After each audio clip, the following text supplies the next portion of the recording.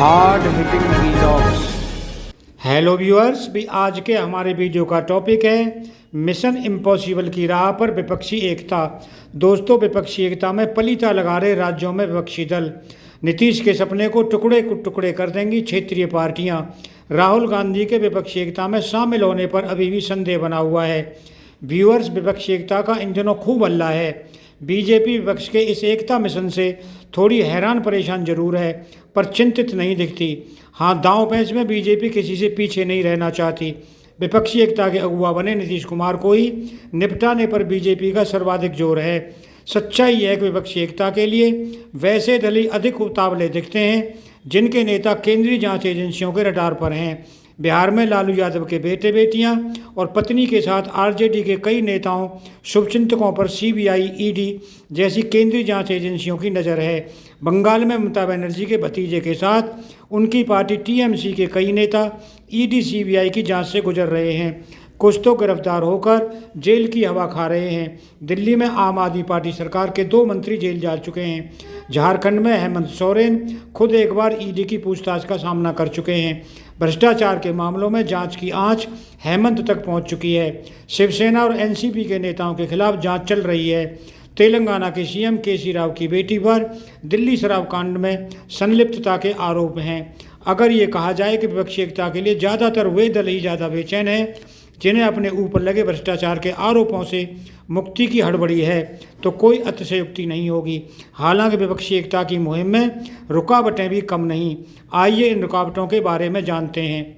Number 1, Bengal में ममता किसी को नहीं देंगी जमीन।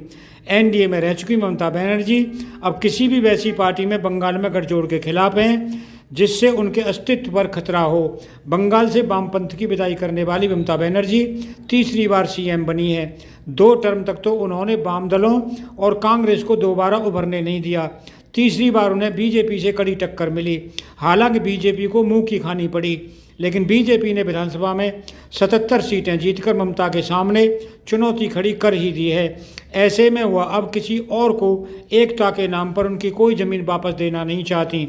यही वजह रही कि उन्होंने उपचुनाव में जीते कांग्रेस के इकलौते विधायक को अपनी पार्टी में शामिल करा लिया। ये भी तब हुआ जब देश में नीतीश कुमार विपक्षी एकता की मुहिम चला रहे हैं। ममता ने भी एकता मुहिम में शामिल होने का भरोसा दिया है। नंबर 2, यूपी में बसपा, सपा और कांग्रेस में एकता नहीं है। यूपी की बात करें तो पिछले लोकसभा में चुनाव में सपा के साथ गठबंधन कर बसपा सुप्रीमो मायावती देख चुकी हैं कि उसका कोई फायदा होने वाला नहीं। उत्तर प्रदेश में हाल ही में विधान परिषद की 2 सीटों के लिए हुए उपचुनाव में कांग्रेस और बसपा विधायकों ने वोट का बहिष्कार किया। समाजवादी पार्टी ताकती रह गई। दोनों सीटों पर बीजेपी जीत गई और समाजवादी पार्टी के उम्मीदवारों को हार का मुंह देखना पड़ा। यानी विपक्षी एकता की बतकही के बीच 3 विपक्षी पार्टियां भी एकजुट नहीं हो पाईं। नंबर 3, आम आदमी पार्टी और कांग्रेस की लड़ाई सतह पर आई। आम आदमी पार्टी और कांग्रेस के रिश्तों में इतनी खटास आ गई है कि दोनों एक मंच पर आना दूर की कौड़ी लगती है।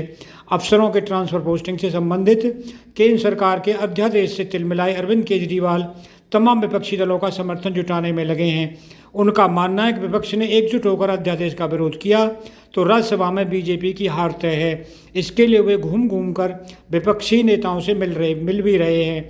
इसी क्रम में वह 10 दिन में कांग्रेस अध्यक्ष मल्लिकार्जुन खड़गे और राहुल गांधी से मिलने का समय मांग रहे हैं। राहुल गांधी तो केजरीवाल के आग्रह को अनसुनाकर अमेरिका चले गए। खड़गे ने भी कोई नोटिस नहीं लिया है। अब तो पंजाब, दिल्ली और गोवा के कांग्रेस नेताओं के दबाव में खड़गे ने ऐलान भी कर दिया है कि विधेयक पर पार्टी आपका साथ नहीं देगी। यानी विपक्षी एकता गई तेल लेने। दोस्तों, नंबर 4, एकता बैठक में राहुल खड़गे के आने पर संदेह। नीतीश कुमार ने ममता बनर्जी की बात मानते हुए पटना में विपक्षी दलों की बैठक बुला तो ली है, लेकिन कांग्रेस के अध्यक्ष मल्लिकार्जुन खड़गे और राहुल गांधी के बैठक में शामिल होने पर संदेह है। कांग्रेस के सीनियर लीडर जयराम रमेश ने पार्टी को बैठक की जानकारी होने की बात तो स्वीकारी है, लेकिन कौन शामिल होगा इस बारे में कुछ भी बताने से मना कर दिया है। उनका कहना है कि राहुल गांधी के अमेरिका से लौटने के बाद पार्टी के नेता सलाह मशविरा करेंगे, उसके बाद ही तय हो पाएगा कि बैठक में पार्टी से कौन शामिल होगा। संभव है कि कांग्रेस किसी प्रतिनिधि को बैठक में भेज दे। ये तब मानकर चलना होगा कि कांग्रेस किसी के दबाव में रहना नहीं चाहती। नीतीश कुमार बैठक में कांग्रेस का प्रतिनिधित्व देखकर गिना बता सकते हैं, पर इतना तो तय है कि उनके मन में खटास जरूर पैदा होगी। नंबर 5, विपक्षी एकता से कई दल पहले ही हट चुके हैं। बसपा सुप्रीमो मायावती ने पहले से ही विपक्षी एकता से दूरी बना ली है। तेलंगाना के सीएम केसी राव ने बैठक में आने से मना कर दिया है। उड़ीसा के सीएम नवीन पटनायक ने तो मुलाकात में ही नीतीश से नो पॉलिटिकल टॉक की शर्त पहले ही रख दी है। आंध्र प्रदेश के जगनमोहन रेड्डी के शामिल होने की कतई उम्मीद नहीं है। कर्नाटक विधानसभा चुनाव में अपेक्षित परिणाम न मिलने से हताश जेडीएस नेता कुमार स्वामी तो अभी तक सदमे से उबर नहीं पाए हैं, इसीलिए उनकी अनुपस्थिति भी पक्की मानी जानी चाहिए। बिहार में हम के नेता और पूर्व सीएम जीतन राम मांझी की अभी जो हालत है उसे देखकर यही अनुमान लगता है कि वे बैठक में रहे ना रहें, कोई फ़र्क नहीं पड़ने वाला।